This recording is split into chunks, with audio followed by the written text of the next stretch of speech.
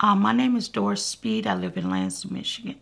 In 2000, my father was gravely ill, and I was planning a trip to California. I had told my kids that when I go to California, I would take them so they can go to Disneyland. I had took them to Disney World a couple years back, and I forgot that I had said that, and it never crossed my mind. And my daughter started acting up from the day that the tickets arrived. And she didn't want to go to school. She didn't want to do anything. And I took the boys to school, came back to take her to school, and she was laying on the floor asleep. And I woke her up and told her to get dressed for school. And she wouldn't get it again. And she said that she would get dressed and go to school, but she hoped when I got to California that my father would be dead. And I had this extension cord that I was wrapping around my son nebulizer machine because I was taking him with me. And I just unplugged it and started whooping her with it. After that, she got ready. She went to school. I left her with a friend of mine who was a teacher, and I went to California. She saw the wet marks on her. She called social service, and they called me in California, asked me did I whoop her, and I said yes I did. And they wanted to know when I was coming back, and asked me when I come back, come straight to social service. And I said okay. When I came back, no, they called me back and said, oh, I didn't realize you had one of the kids with you. And I said, yes. They said, when you come back, come straight to social service. So I came, went straight to social service, and they told my youngest son that he would have to go with my brother-in-law. And a detective introduced me to him and asked me, did I whoop my daughter with a extension cord? I told him yes. And he asked me why, and I was telling him. Then he said, stop. Let him go out and get a tape recorder. Came back, and he recorded what I said. And I'm not thinking I'm in trouble, you know, because I was raised in Arkansas, and we whip our kids. And we grew up that way. And I had no idea that I would go to prison for it. The social lady called me the next day, wanted to know what I was doing. And I told her I was babysitting. And she called me again about 4 days later, said she wanted to pick up some clothes for my daughter. So I said, okay, the detective was with her. And after I gave her the clothes and everything, a Lansing police officer came in and read me my rights and handcuffed me. And, you know, that's when I realized, you know, I was going to jail. But I still didn't think that I was going to prison.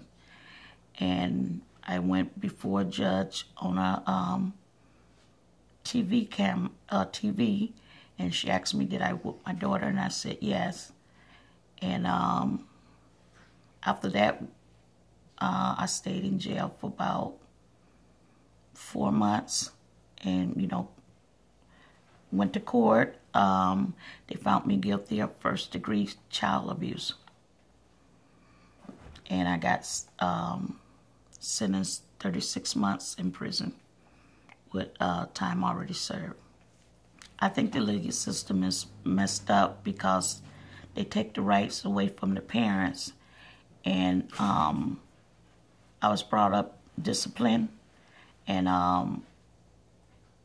you know, all of us got disciplined, you know, by my mom and stuff, and that's the way I was raised, you know, and I didn't think I was doing anything wrong, you know. I didn't put her in the hospital. She didn't have to go see a doctor or anything like that. And I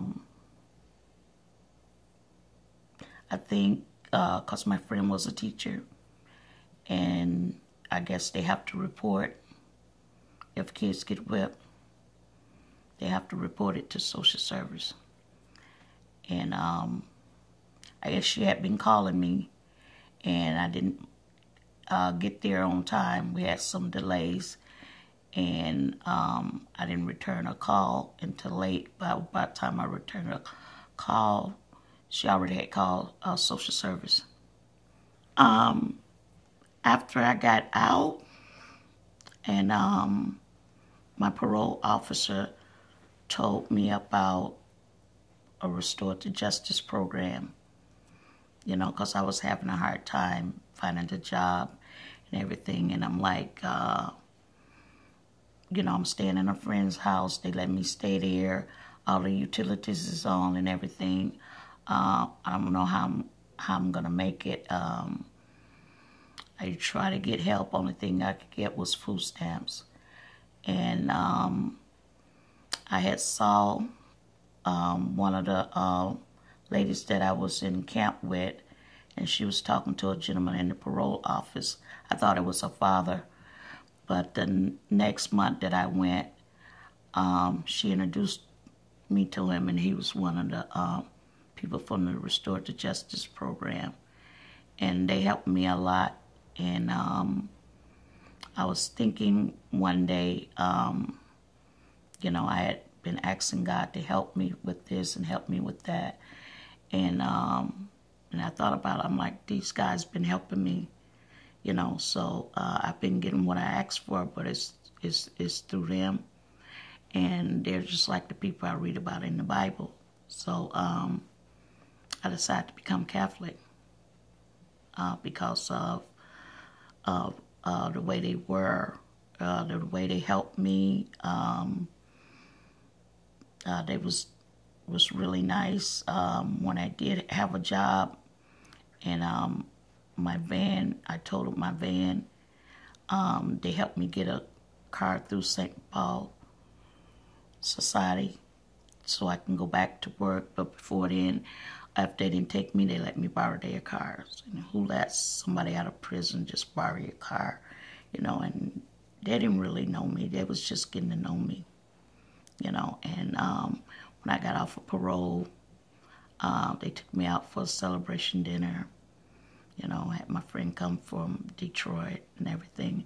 It was really, really nice. And they've been in my life and helping me ever since.